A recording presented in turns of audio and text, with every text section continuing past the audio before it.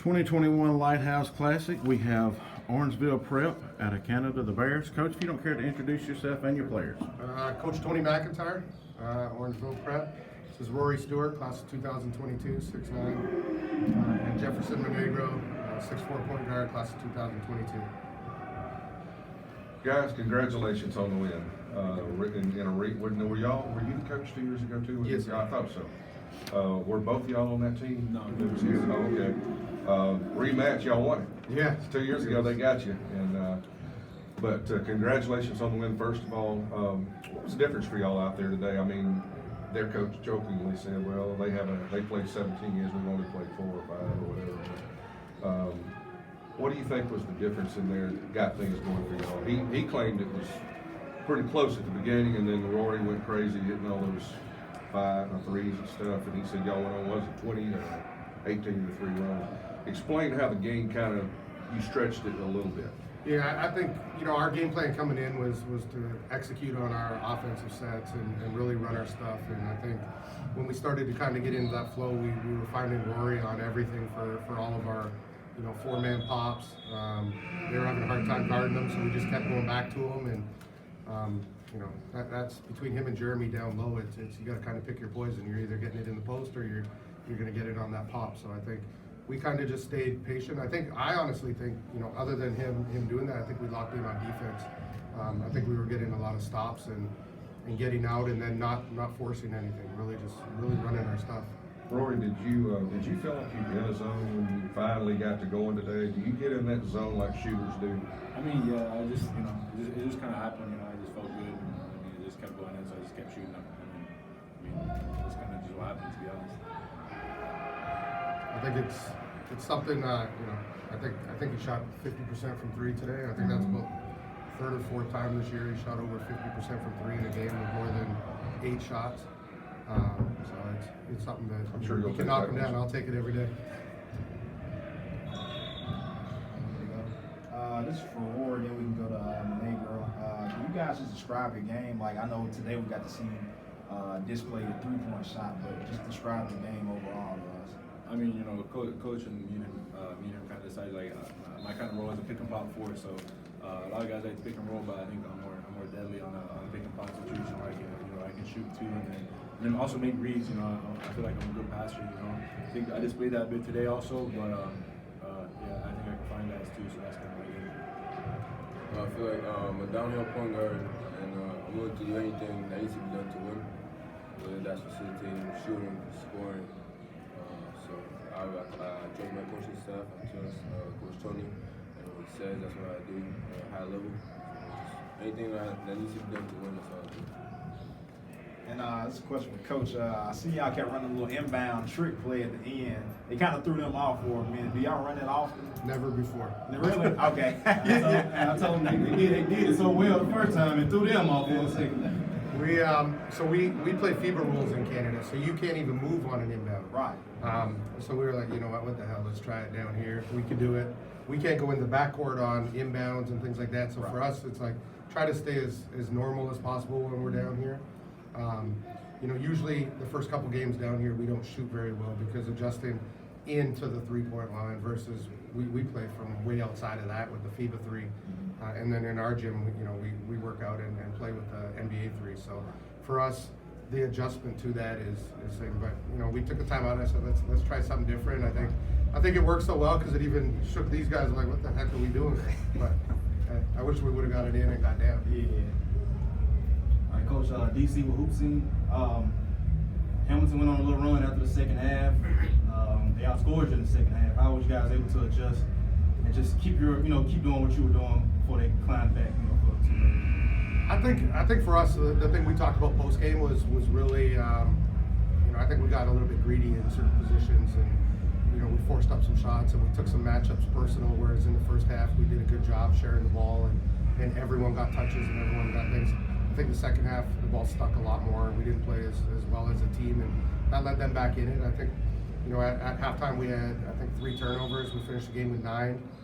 So we got a little greedy in the second half, and I think that let them go on a run. Other than that, I don't think we got into our sets as well either. We started playing a little bit more one-on-one ball, and I think we just got lackadaisical in the second half a little bit. And this is for the two guys here and for the coach. I didn't introduce myself. I'm Ken. I'm the sports editor here at the Daily Crawford.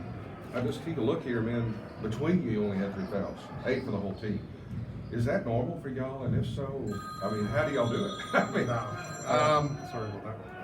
I think, we've struggled with fouls at the beginning of the year, so I think being able to, we're obviously, you saw our bench is short. We have 2 guys sick, and then arguably 1 or 2 of our best players. Unfortunately, the night we were leaving, one of them broke his leg, which is arguably probably our best, highest potential guy. So I think having the short bench, we really had to lock in, and we worked on some things in shoot around and things like that, on more of some wall up block stuff and help the helper. I think we did a good job at that. Normally for us, I think, we foul quite often, but we like to press and trap a lot more than we did today.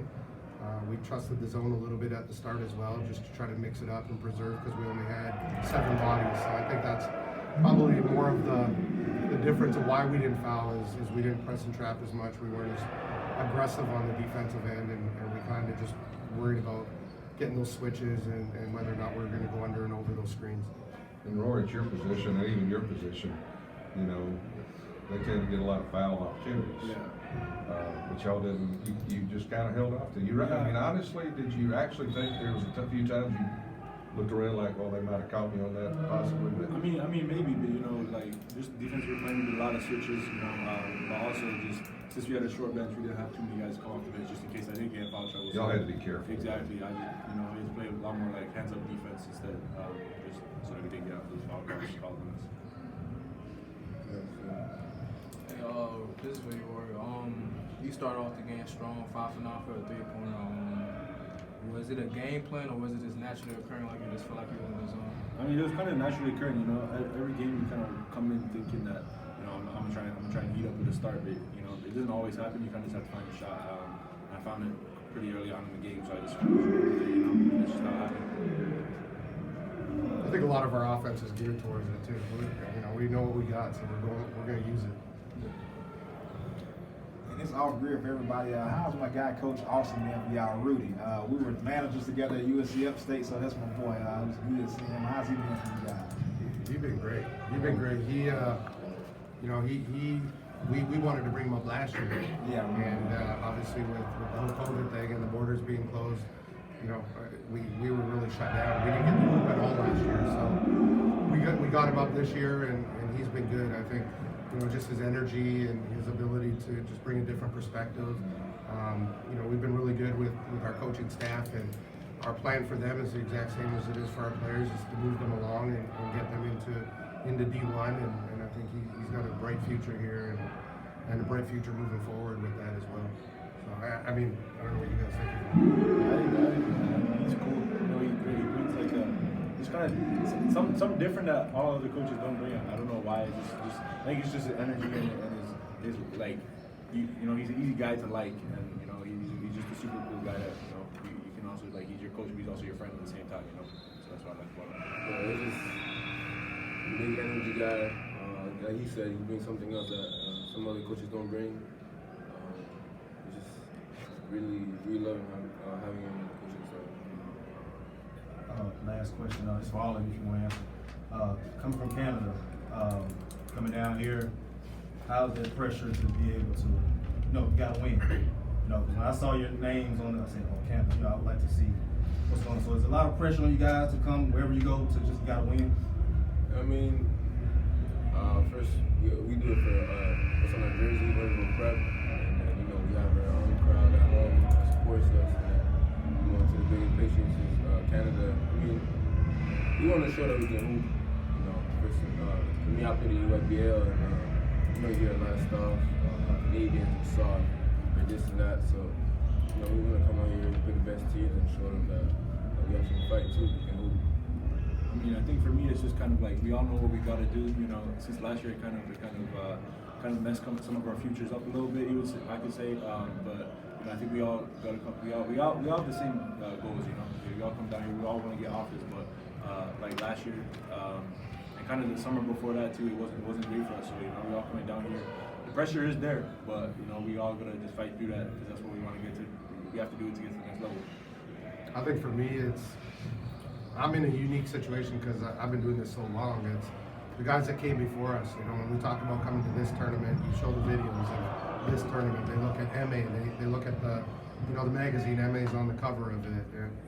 So the guys that came before them, they're looking forward to the same opportunities, but also experiences. And we lost our first game last time we were here, and this time that was one of our key things. It's like, let's not lose the first one, and let's come in here, let's go 2-0 and get out of here. And I think reasonably, I think we're a top 10, 15 team in the nation when we're fully loaded. And for us, it's just we got to come down here and prove it night in, night out. And we appreciate the opportunity being invited to these events and kind of take advantage of it. And one more question, can you guys just, like I see it on social media, can y'all just talk about y'all day-to-day operation as being like a basketball prep school? Like, can y'all just go through y'all daily routine?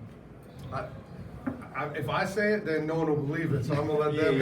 Y'all can answer that. What does a day look like? I mean, usually, we work super hard, but we wake up at 5:30, 6 o'clock in the morning. We got lift and a workout on court before we start school, and then we come back, we have breakfast, and then we do our regular school day.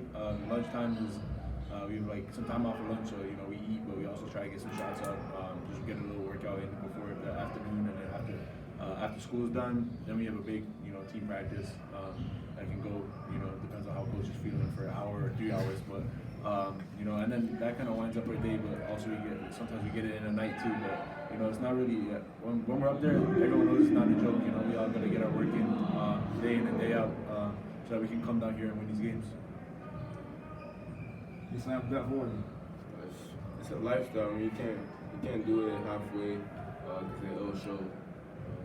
If a guy doesn't work out and do what he's supposed to do, you will see that at practice. So we can't fake it, and that's something we don't do. It's just a lifestyle. You can't fake it. So if you cheat the grind, you're not gonna get none. You understand? I think for us, it's where you find out whether you like it or love it, and I think it's the same for the coaches too.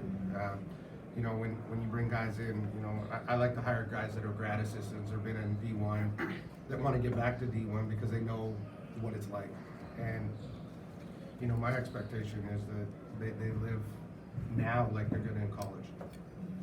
So for them, it's hard work. You find out whether you like it or love it, and if you don't love it, this isn't for you. All right, thanks, guys. Thanks, guys. Thank you.